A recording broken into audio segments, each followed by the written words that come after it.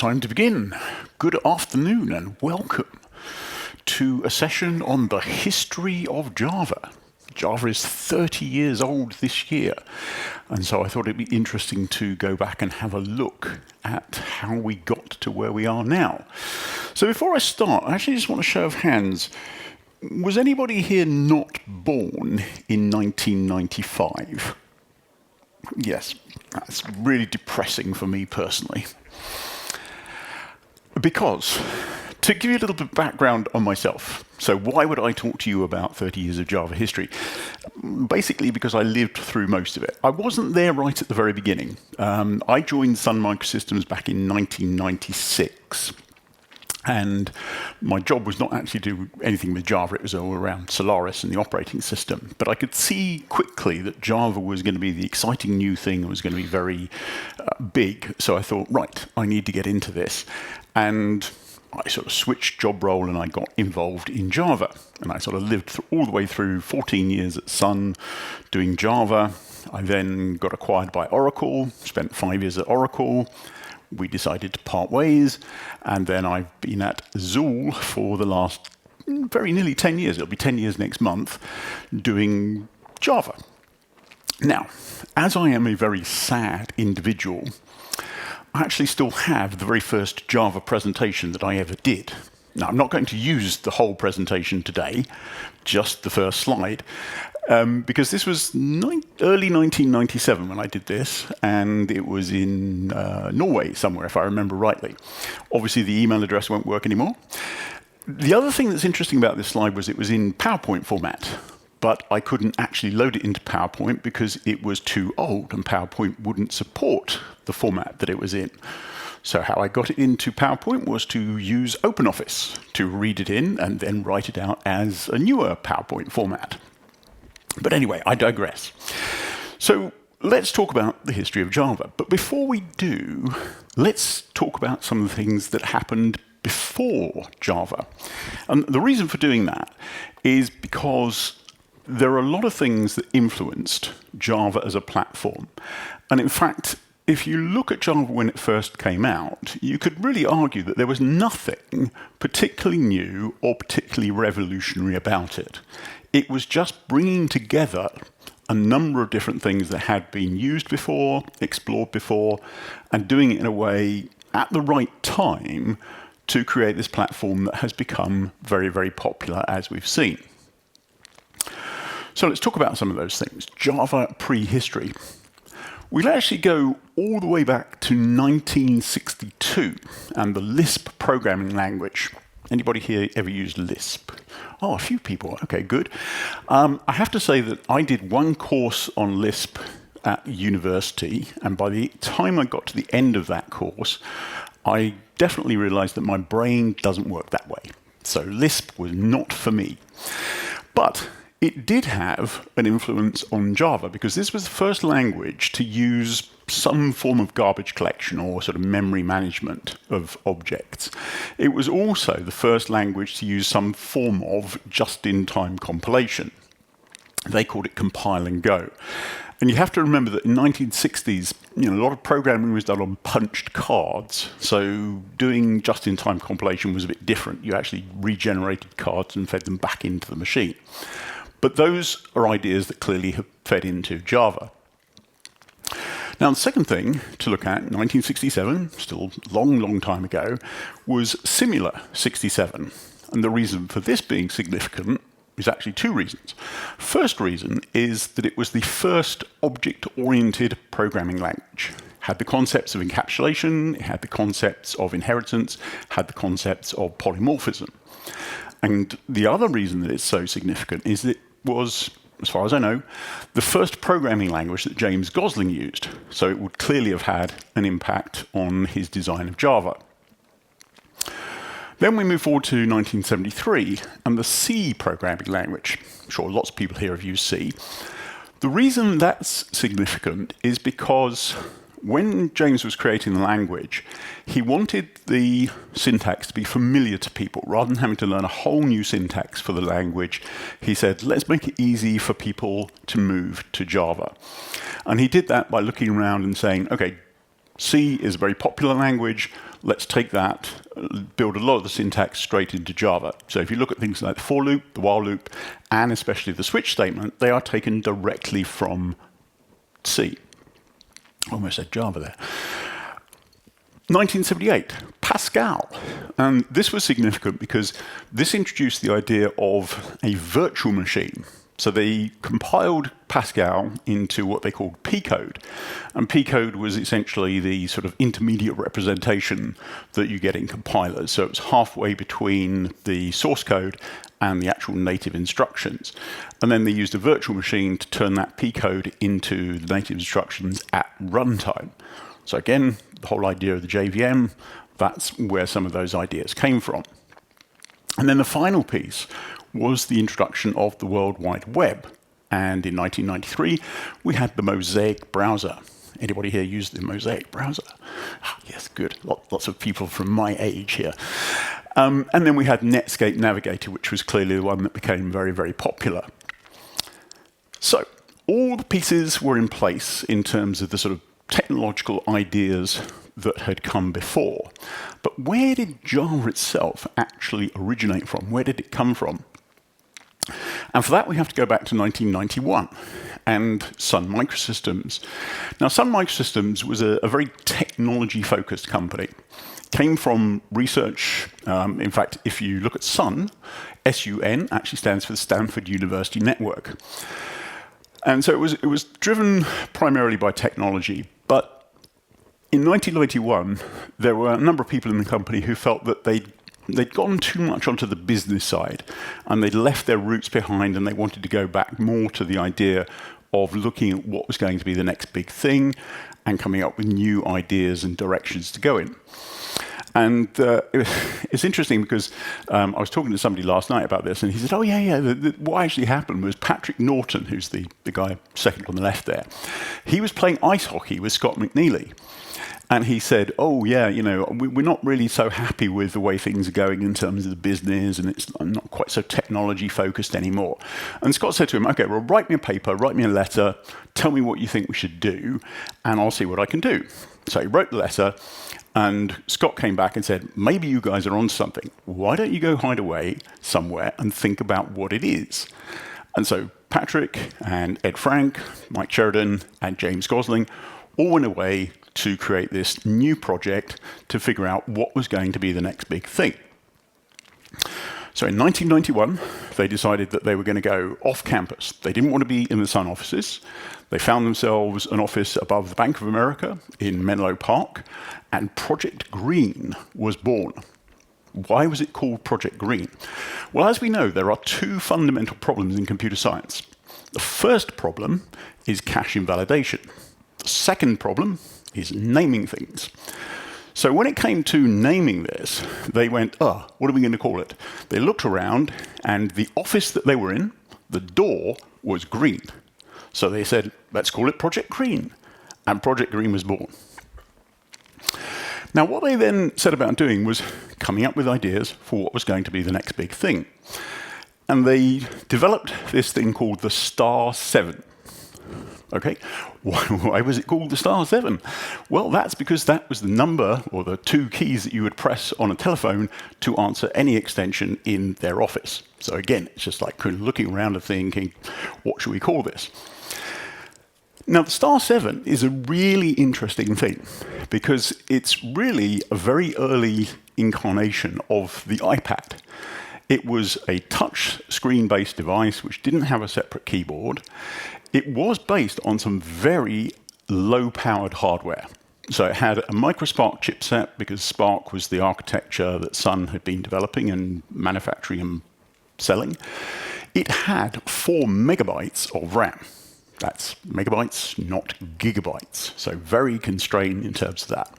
It did have a radio link, 200 kilobits per second. Again, not very fast. TV screen, touch screen. Didn't do multi-point touch, but would do single touch, and a couple of other things as well. And the idea behind this was to develop something that would be like, as they described it, a remote control on steroids. So if you wanted to interact with devices in your home or your office, then this would allow you to have much more of a functional interaction where you could do things like programming them, setting timers. Again, very much like the iPad and the Amazon idea of doing things when you ask Alexa to do things. And I actually found a video on YouTube. It's well worth searching for this because James Gosling does a demonstration of this. And the fact that they could do all these things in 1992, it just is really, really impressive. So the screenshot there just shows the idea that you go into a room and you've got a picture of a television and a VCR, as it was in those days. And for those of you who can remember how much fun it was to program a VCR to record a particular program, then it tried to make it easier for you to do that. So this is what they started doing. And part of that was having a programming language for which you could develop applications that would run on the Star 7. So James Gosling was responsible for that, and he set about figuring out how to do that. Initially, he started with C++, so not C, but C++, and he thought, I need to make a few changes to it to make it work in the way that I want it to. What he ended up with was making so many changes that he said, right, I'm not going to call it C++, I'm going to call it a new programming language. Once again, we need to find a name for something. So James looked around out of his office window, and there was a tree. So the programming language was initially called Oak, and that's why it's called Oak. He described it as a simple, object-oriented, distributed, interpreted, robust, secure, architectural neutral, high-performance, multi-threaded, dynamic language. Clearly, he should have been marketing, not in technical development. But it does sum up exactly what Java does. Because they wanted to be able to move code around a network to run in different machines, on different machines, then it had to be distributed. So, yep, great. It needed to be architectural neutral, which meant that it had to be interpreted so that you could convert the code at runtime into the necessary instructions.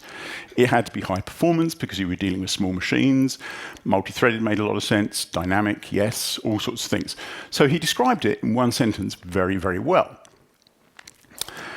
Now, also in 1992, part of the interface that we had with the Star 7 was the idea of having a kind of character on the screen who could help you if you found situations that you weren't quite sure what you were supposed to do, programming your VCR or whatever.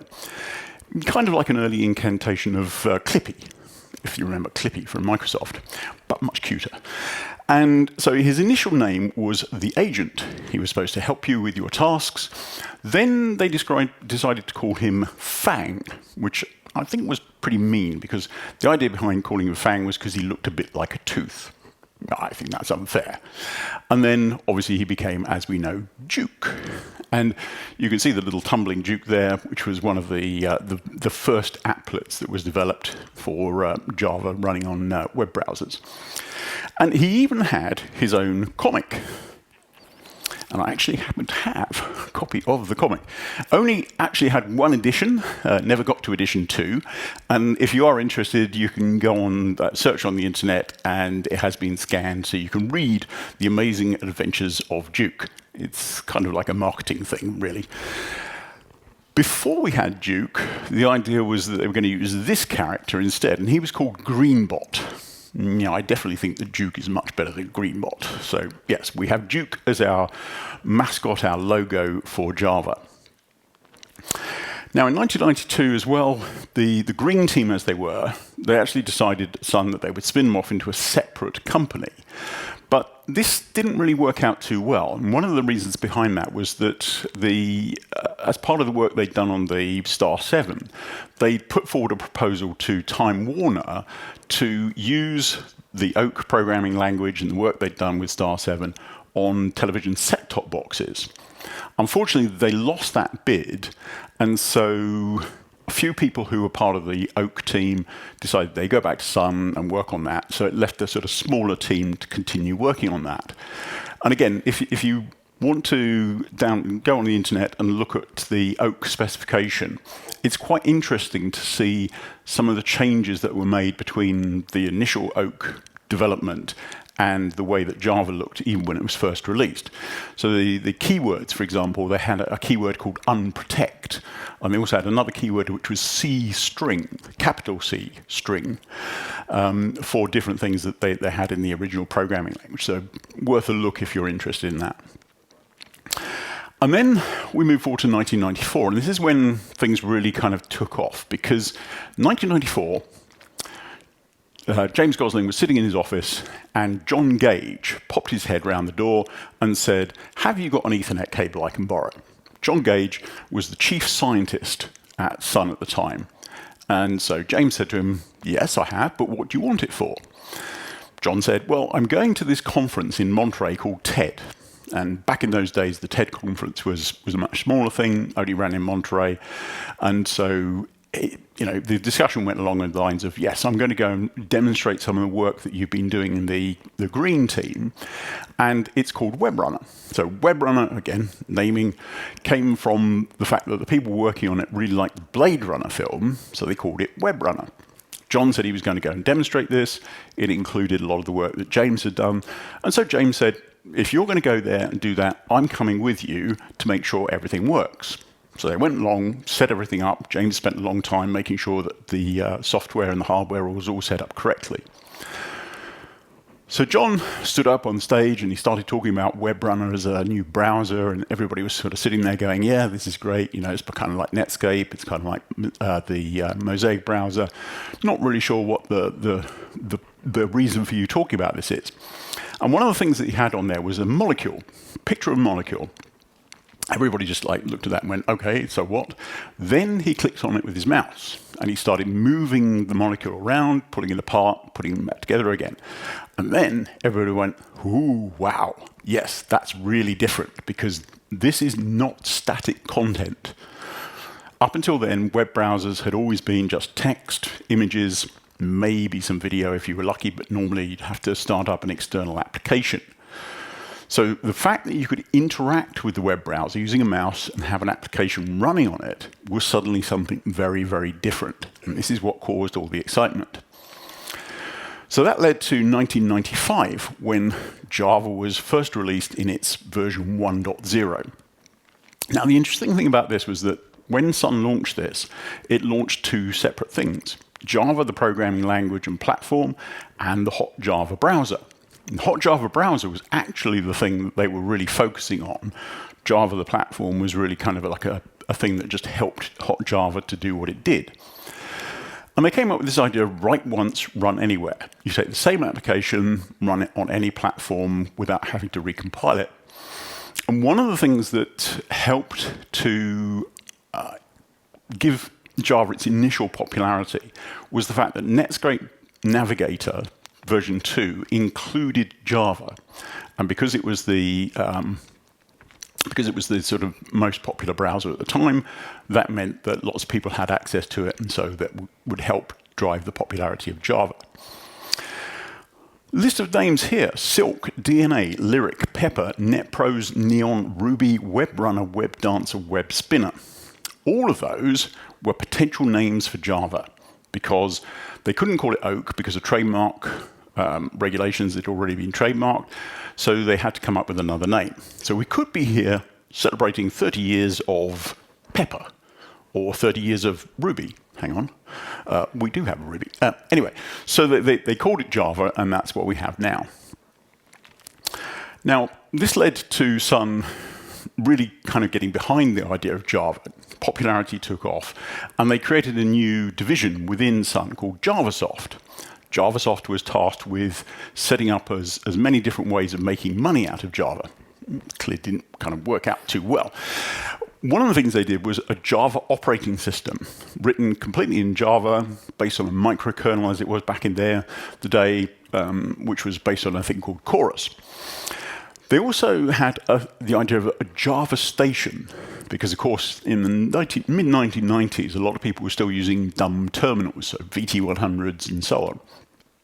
And what they wanted to do was give people a terminal, but that could run applications in Java and make it more interactive and do more kinds of things.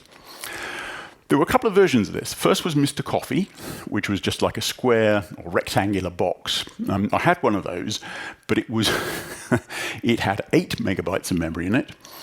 It ran an operating system, it ran a Java virtual machine, and it ran applications. Very, very slowly. Because, of course, in those days, we were still doing everything in interpretive mode. There was no JIT compilation. There was no turning things into native instructions. It was all interpreted. So it really did not work as an alternative to a terminal. Then there was a second version, which was the much smarter looking one. You've got a picture of it there, called the Krups version of this. There was supposed to be a third one, but the Super Java station, but that never saw the light of day. And then in 1996 as well, to help broaden the appeal of Java, Internet Explorer from Microsoft, they decided that they would include Java in their browser. And that was great, because then they had Netscape Navigator, you had Hotjava, you had Internet Explorer, all good. So everybody could run their applications in their browser. Now I want to take a little aside here about version numbering, because this is kind of interesting. As I said, the two biggest problems in computer science, second one is naming things. I'd like to say that the third one is numbering things, as we will see. So if we look at Java, the very first version of Java that was released was Java 1.0 and the alpha version. Now, I couldn't actually find a binary of this, so I don't know what the Java minus version string returned. But I did have Java 1.0. And if you run Java minus version, you get back Java version 1.0, very logically. A couple of things to note here is that they put the 1.0 in double quotes. Don't really know why they did that. And they also used a lowercase j for Java, but I guess that's because the executable is called lowercase j for Java. Right, so we had version 1.0. Then, of course, development happened, and we needed to have a newer version of Java. So we had, well, actually, we had some updates before that, didn't we? So we had update 1.01 and 1.02, and they introduced this numbering scheme of major, minor, and micro. Okay, fairly logical. So then they came up with Java 1.1 in 1997. So you could have sort of argued that this should have really been Java 2, but they called it Java 1.1. Fine. And you have Java version 1.1. And you've got some updates to that as well. Quite a few updates. So you've got 1.1.1, 2, 3, 4, 5, 6, 7. But you then also got some extra ones, just to be difficult. So you've got 1.1.7a and 1.1.7b. Both of which came out before 1.1.6 underscore 004 and underscore 005. Why did I have no idea why they came out with that. So a little bit of odd numbering here. And then we had 1.1.8. 1.2 came out in December 1998. So we're sticking with the same numbering scheme, updates to the platform, new features and so on, and we get 1.2.0. Okay, I can buy into this. The logic seems to work at this point. And we get some updates, 1.2.1, 1.2.2, great. And 1.2.2 underscore 001. Then, in June 1999, we got Java editions. And this was because Java was becoming a lot more popular and had expanded in terms of all the different things that we had. So we ended up with 3 different editions. The editions were Micro Edition, so anybody who remembers Java ME, which was the idea of where you could put Java on smaller devices, so lower than the desktop. Embedded devices, mobile phones was a big thing for Java ME as well. And we had Standard Edition, the thing that we all know, SE, which was the core Java platform. Java language specification, Java virtual machine specification, and all the core class libraries.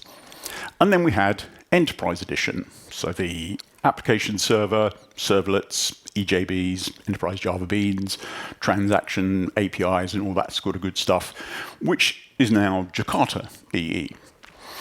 So we had 3 editions, and so the marketing department got involved in numbering schemes. Never a good thing. So we ended up with Java 2 SE. Okay, well that would make sense. Okay, so we're going to call it Java 2. That's a new version. Everything's changing. We'll call it Java 2 SE. Except engineering weren't buying into this. So we got Java 2 SE 1.2. Remember, this is retrospective because it was Java 1.2 initially. Now we've got Java 2 SE 1.2. And then we get Java version, gives us 1.2.2. Okay, fine.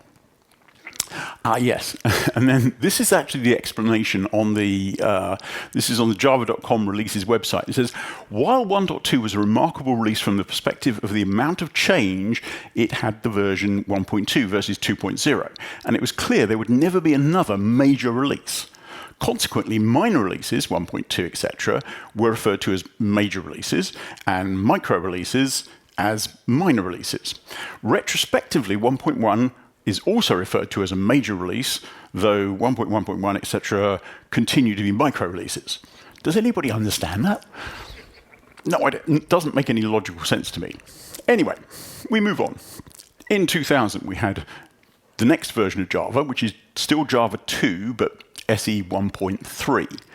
Okay, and we get a version string, which also includes an underscore with an update to that. And we get update 1.3.1.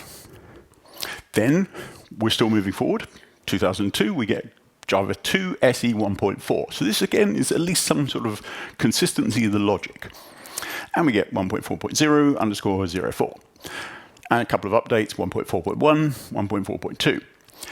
Now, very logically, you think to yourself, OK, so what happens next? Well, you'd think 1.5, wouldn't you? No, because again, marketing gets involved and they say, well, the next version is going to have a whole load of new features, so we need to give it a big version number change. So rather than calling it Java 3, let's call it Java 2 SE 5.0. And engineering are still not buying into this, so we get 1.5.0 underscore 22. And then we get Java SE 6. Notice that we've now dropped the 2. Finally, marketing noticed that there was never going to be a Java 3. Well, actually, we've got Java 5 and Java 6. So, yeah, it wouldn't make sense to have Java 3 SE 6, would it? It just wouldn't make any sense. And they dropped the .0. There was plans for a 5.1, but they never made that. So they just said, OK, we'll just call it 6. So, again, at least we've got some consistency. Engineering's still not buying into it. So we've got 1.6.0 underscore 45. And updates initially changed by 1, then they changed by 2, then they changed by 5, and finally they changed by 10. That was so that they had gaps in between the numbers if they needed to put an update to an update to an update in there. Speaking of which, we get this weird update here. It's a very special update, 1.6.0 underscore 21p. And this one was because there was a bug in the Brazilian Portuguese installer for 1.6.0 underscore 21. So they released a special update for that called P. Yes. And then we get Java SE 7. And OK, still 1.7.0. Fine, we're still maintaining that consistency. And we get, we get different odd and even numbers depending on whether it's a CPU or a PSU. So CPUs have odd numbers, PSUs have even numbers. This is because we switched to the Oracle numbering scheme. Then we get Java SE 8, still got the 1.8.0 with the update 202, fine. And then we get to Java SE 9. Oh, finally. And, well, yeah, finally, not quite finally. Finally, engineering buy into the fact that, no, we're not going to call it 1.9 anymore. We will call it 9, except when we have an update, and we'll call it 9.0.1. And that's because they came out with a JEP. And the JEP says that the numbering scheme is now major, minor, and security. So this is good. We now have a nice, clean system for understanding how these things are going to work. Except no. Because then in September 2017, you get to the point where we're going to have Java 10. And you think, OK, well, let's call it Java 10. Very logically after Java 9. No. Somebody else came up with another idea. Let's call it, well, let's say moving Java forward faster, because this is when we switched to the 6-month release cadence. And they said, rather than using Java 10, let's call it not JDK 10, but JDK 18.3. OK, again, it's like, where does this come from? Well, it actually comes from the fact that that's going to be the year, 2018, and then we get 3, and you get actually 3.4. The logic behind this, if there is such a thing, is the first number is the year, 18. The second is the month, so March. And then the third number is actually the age, meaning the number of months since the month. So in this case, it would be 4 months after March, which would make it, what's that, March? June, I guess. June, July. And unfortunately, everyone went, no, just no. And so we ended up with Java SE 10. Great. And then we end up with adding the date to that as well. Fine. OK, well, we're going to add the date to the date string, to the Java string. Fine. And this is where we stop, finally, thankfully. JEP 322 has now said that the numbering scheme we're going to use is feature, interim, update, and patch. And the only last thing I would say about this is that in the JEP, it actually says that interim is always 0. At which case you go, well, if it's always 0, why do we need it? But I guess there might, at some point in the future, be something with an interim of not 0. Anyway, back to the Java story. So 1997, here we have two very happy-looking people. On the left, we've got Scott McNeely, the CEO of Sun Microsystems. On the right, we've got Steve Ballmer, who I think at that time was actually the CTO of Microsoft rather than the CEO of Microsoft. They look very happy, but unfortunately that happiness did not last, because in 1997, Sun Microsystems sued Microsoft over their Java implementation in Internet Explorer 4. And the reason they did this was because Microsoft, at that time being Microsoft, I have to say they're very different now, so I'm not claiming that they're like this anymore, but they were in that time. And they said, oh, we like Java, but we're going to make it better. And we're going to make it better by adding some extra APIs to the Java and JavaX namespace. And there's a few there that we don't like, so we're going to remove those. And that's really a bad idea, because the whole write once, run anywhere relies on you having exactly the same libraries in each implementation. So Microsoft refused to go back on this. If they'd just done that in their own namespace, like Microsoft APIs, all would have been good. But they didn't, so they got sued, and eventually Sun settled out of court for $1.9 billion. And then in 1998, we started seeing calls for more openness in Java. People wanted an open standard, they wanted an open source implementation of Java. Sun had too much control over the platform, they thought. And how this started out was what's called the GNU class path project. And this was the idea of creating an open source implementation of the core class libraries. The reason they called it GNU class path was because they couldn't use Java. Java was a trademark, and so they couldn't actually use it directly. So being good computer scientists, they solved that problem by introducing a level of indirection. They said the class path will contain the word Java, so we'll call it class path and indirect through that to Java. They also had a couple of other projects, GCJ, which was one for creating an open source Java compiler, and even a Jafar VM, which was, again, open source implementation of the virtual machine. In 1999, Sun actually said, yes, all right, we understand there's a call for more openness.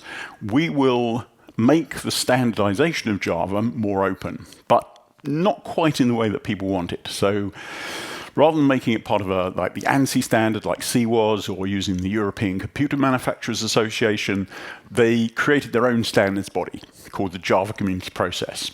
This was the idea that Sun maintained ultimate control over that, so if there were things that they didn't like, they still had the ability to veto things and make sure that it went in the direction that Sun wanted.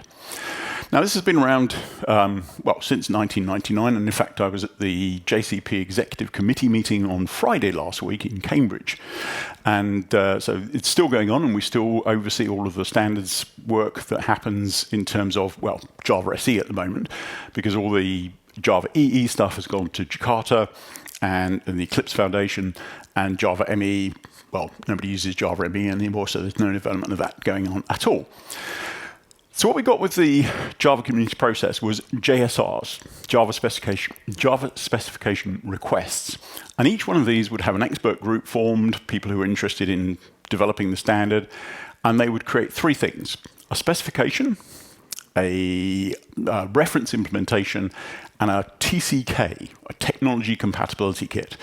And this is what you would use to test your implementation of that standard and verify that it actually matched that, so that you could say, yes, this is actually conforming to Java SE or Java E or whatever.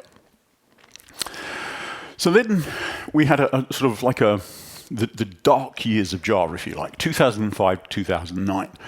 Nothing really happened because we had Java SE 6 that came out in the end of 2006, and it wasn't until 2011 that we got Java SE 7. Now, there were a couple of reasons for that. One was that Sun was doing particularly badly in terms of its finances. There was also a lot of work going on in terms of doing things like JavaFX and other things. But the primary reason was around the Apache Harmony project. This was, again, an open source project developed from the GNU ClassPath 1, adapted into the Apache Foundation. They created a project. And they said, right, we want an open source version of Java. What they did was they created one, but Sun wouldn't give them access to the TCK. So they had no way of testing to make sure that their implementation matched the standard and therefore being able to call it Java. So there was a lot of back and forth, and what essentially happened was the Apache Foundation said, right, we're part of the JCP community, we're part of the executive committee, we will block all JSRs until we get the TCK.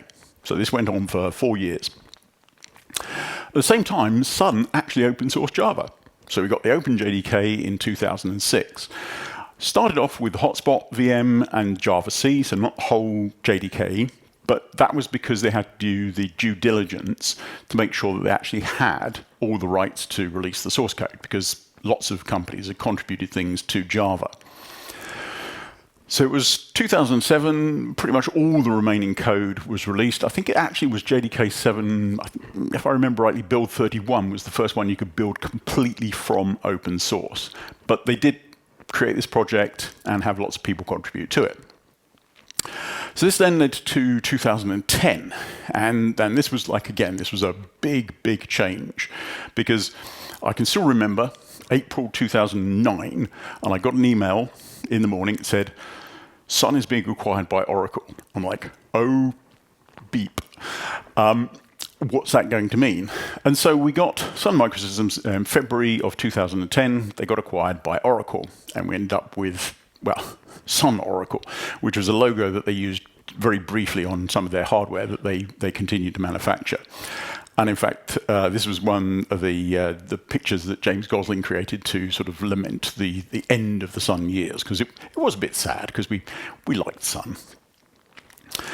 So then Oracle took over, and they basically made some decisions.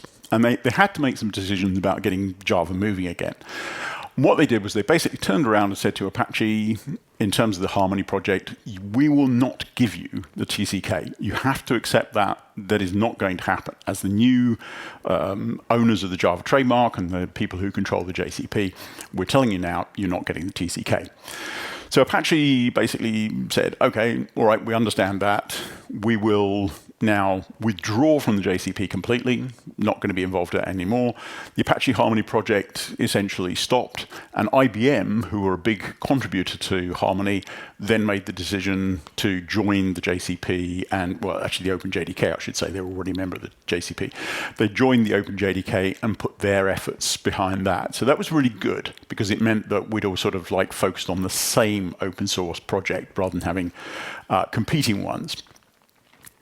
Then in 2011, again, sort of some changes that happened around the way that we developed Java.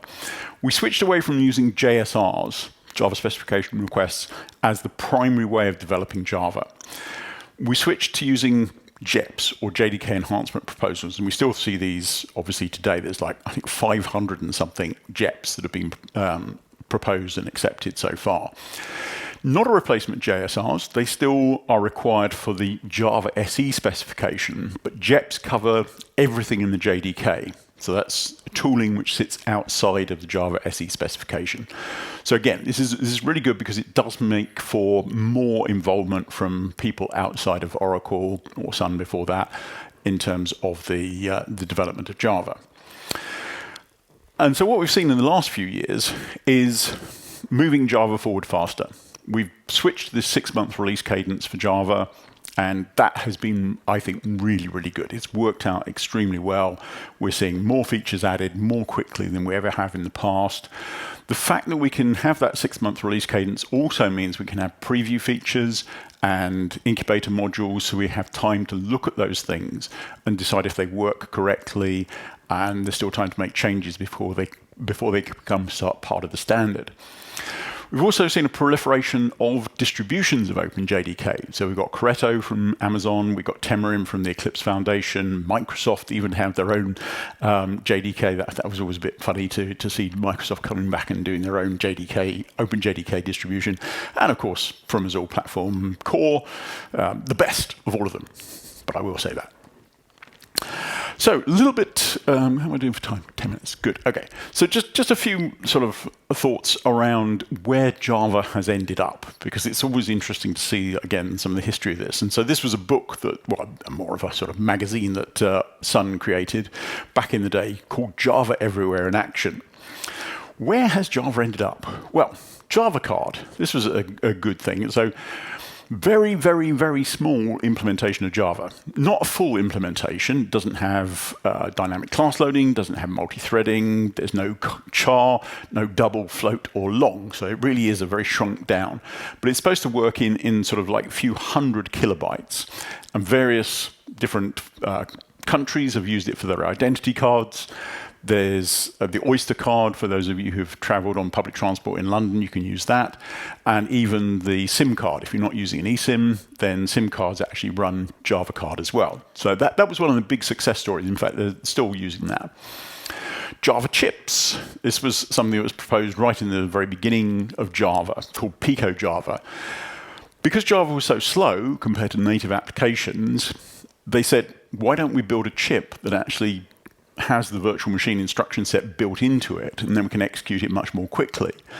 This went through a couple of iterations. They had Micro Java, Ultra Java, also known as the MAJC, or we used to call it Magic Chip. Obviously, this was a lot of work to try and develop a chip like that, and we found that JIT compilation was a much better and much cheaper solution to the problem, and works cross-platform as well. So it's a much better idea than doing Java chips. The Java Ring. I actually have one of these, so I've got my Java Ring with me. This was something that was given out at the Java 1 conference in 1998. Essentially, it was a device that existed already. It was the Dallas Semiconductors had an I button, and it was used for identifying people and being able to do simple sort of authentication stuff. You still see them used if you go into like a bar or restaurant, and often the servers will have a particular button that they put on the cash register or when they need to ring up their particular bill. So they took this and they implemented Java on that. And then at the conference, they had a big display which had a fractal image on it, and people could go up, put their Java Ring in, and it would calculate the value of 1 pixel on the fractal. And so the idea was that everybody would do it, and you get a picture at the end of it. The Palm Pilot. Anybody here have a Palm Pilot? A few people. Okay. Yes, I still have mine, and I dug it out and I actually got a Java application running on it. This was quite interesting because it had the KVM, or the kilobyte virtual machine. Again, a reduced footprint version of the JVM, a bit more full than the Java card, so it did have char and float and so on. Also it had some specific APIs that were for things like the screen or the stylus, address book and calendar and so on. The Amazon Kindle, if you had one of these, which had the keyboard on the bottom, this also used Java. And they even created their own developer kit called the KDK. And this had kindlets that ran on it. Because everything in Java seems to be a LUT. So you have applets, servlets, midlets, xlets, kindlets, LUTs. So lots of LUTs. And then we have sunspots. And these were things that I really loved. So this was a research project at Sun, which is all about the Internet of Things. And the idea was to create a small device that you could have sensors attached to, and then you could spread it around, and it would collect information and form a mesh network. And so if I turn one of these on, boots up very quickly, much quicker than my TiVo box at home. What this does is it's got a little motion sensor, and it'll show you the direction that's traveling in. And then if I turn this one on, hopefully that'll boot up as well, and that one went green. That's because they're now communicating with each other. So if I actually, because it's got a couple of buttons on it as well, and if I open the buttons, you can actually, there you go, you can tip the ball from that one into that one, and then I can close that one.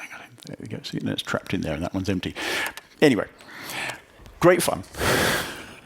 No practical use, but great fun, and way too expensive, so they were never going to succeed. Mobile phones, as I said, the mobile Java ME ended up on mobile phones, lots of different APIs for that, all sorts of things to do with wireless messaging and everything. And of course, this was all before the advent of the smartphone and the iPhone and the Android. Android, and I do remember this because I was at Sun at the time, almost was Java, as in proper Java, rather than running on the Dalvik VM. But we literally failed at the last minute to negotiate a deal.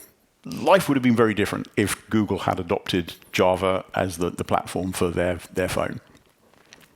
Java TV, another project I was involved in at Sun, great fun because we were doing set-top boxes, so I got to go to television trade shows and stand on the BBC stand and talk about how we could do extra things for things like Wimbledon and presenting all sorts of information there. Blu-ray players. Again, all Blu-ray players have a Java virtual machine in it. And this is one of the things that you find with Java is that it's in quite a lot of devices. You just don't know it. There was no marketing effort put behind showing the logo on things. But again, this was all about adding more functionality to a Blu-ray disc so that you could interact with movies and have different things and games and stuff like that you could play. And the last thing I just wanted to highlight was a thing called Legos. This was the Lego Mindstorms. And again, I had so much fun with this when I was at Sun, because some people created an open source implementation of the virtual machine that ran on this device, 32 kilobytes. And they actually produced a virtual machine, which, true, it wasn't a full TCK compliant virtual machine, but it had multi-threading. I mean, it could actually do multiple threads on a 32 kilobyte device. So like I said, best time of my life was when I used to go to work and play with Lego. Just a little bit about the Java community to finish off, since I've got a couple of minutes left. Java 1 was the conference that Sun started back in 1996 and continued until 2009, when obviously Sun got acquired by Oracle, came back again for a little bit under Oracle, then it got called Code 1, then it got stopped, then it went back to Las Vegas for a year, and then it was back in the Oracle offices this year. And so I just put a picture there of all the badges that I had when I was doing the different Java 1s. It's a picture of a much younger version of me there with Duke. I think that was 2004.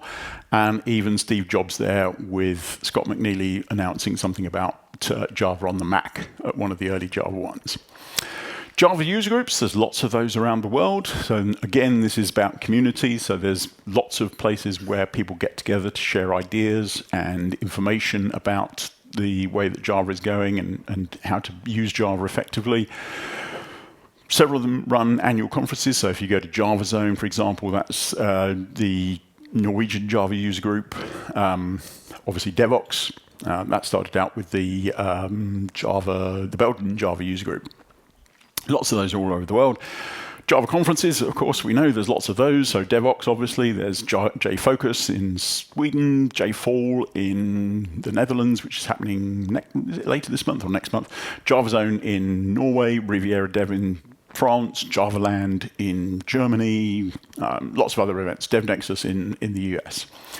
And finally, we have some Java champions, who are people that are recognized by Oracle and Sun before them as people who are helping to drive the Java community and the Java platform, but outside of outside of Oracle.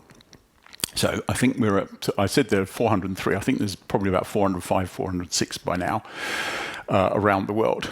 Just to summarize then, basically Java, 30 years of Java. I think it's fair to say that Java was the right technology in the right place at the right time.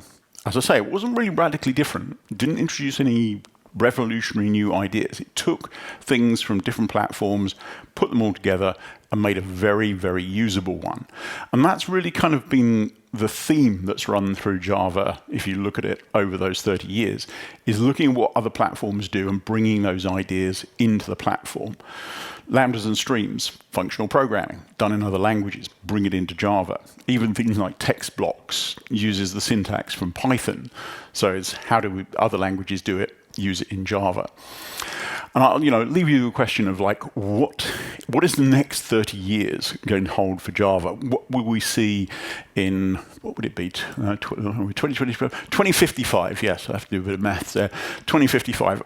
Yeah, I'm probably not going to care because I'll be 90, but hopefully there'll still be some people around doing Java in 30 years' time. So with that, thank you very much.